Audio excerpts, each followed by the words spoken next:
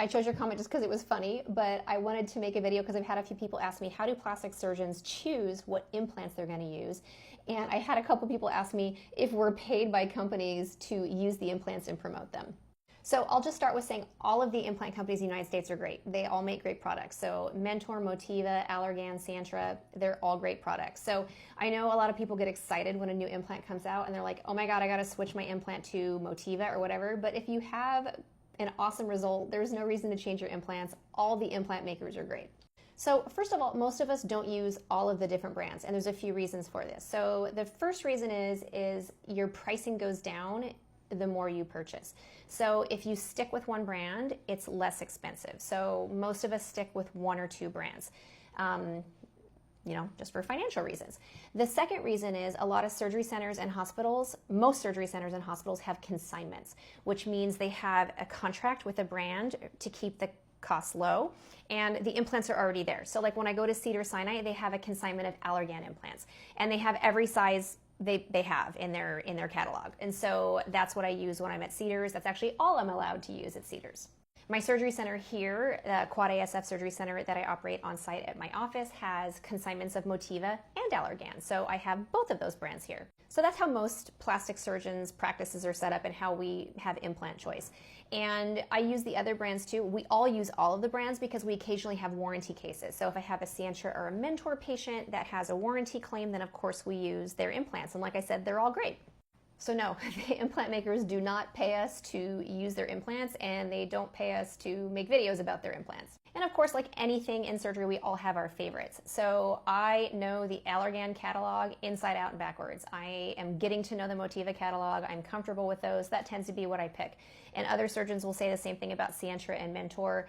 They're all great. You're not a good surgeon if you use one, and you're not a bad surgeon if you use other. They're all good choices. Now let's talk about how you can actually make money from implant companies or device companies. And it's not by paying you to use their implants or make social media posts. So if you follow my account, you know that I'm a KOL, I'm a key opinion leader for implants and scaffolding, and I consult for a whole bunch of different companies.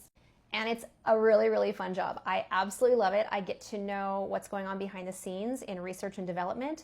I get to help companies develop products, and it's really fun. And it also brings me opportunities, like I'm on a FDA trial right now for a scaffolding company for their product used in capsular contracture treatment. So it's really fun. So it's like a side job I have, and I absolutely love it. So if you follow my account, I talk about it all the time, and I'll tell you the fun stuff I'm doing. But I'm a KOL for a bunch of different companies, not just implant companies, but other device companies, and I love it. Oh, and then there's some other stuff I do. I am on the medical advisory committee for Tower 28.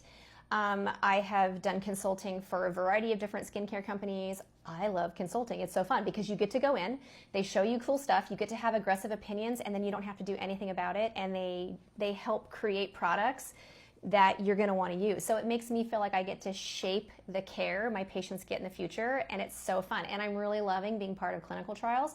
Super exciting as well. And I'll just add that cosmetic surgeons aren't KOLs for any of these things. It's plastic surgeons. So these are actually really important questions to ask as a patient when you see any type of doctor, whether they're a plastic surgeon or your primary doctor. There's studies that show that things as simple as giving a pen can change prescribing habits. And it's really important as a doctor that we always think about these things. I have reps for all kinds of things in my office every day. And it is so important that we get information from them and they do the job they're meant to do, but we're not influenced by our relationships with them. And that's really important. And as a patient, it's never wrong to ask your doctor, are you recommending this implant because it's the best implant, or is there something in it for you or whatever? And your surgeon should have a good reason why they're recommending that particular implant. Whenever I talk to my patients in consultation, I explain exactly why this particular implant is the one that I'm recommending, and you should demand that of your surgeons too. And whatever doctor's prescribing anything for you, whether it's a medication, a scaffolding, a skincare treatment, anything. These are always questions that you should be able to ask. But yes, I love that there's no response to any of the things I said. There's just the typical big pharma bother, which, low effort, but okay.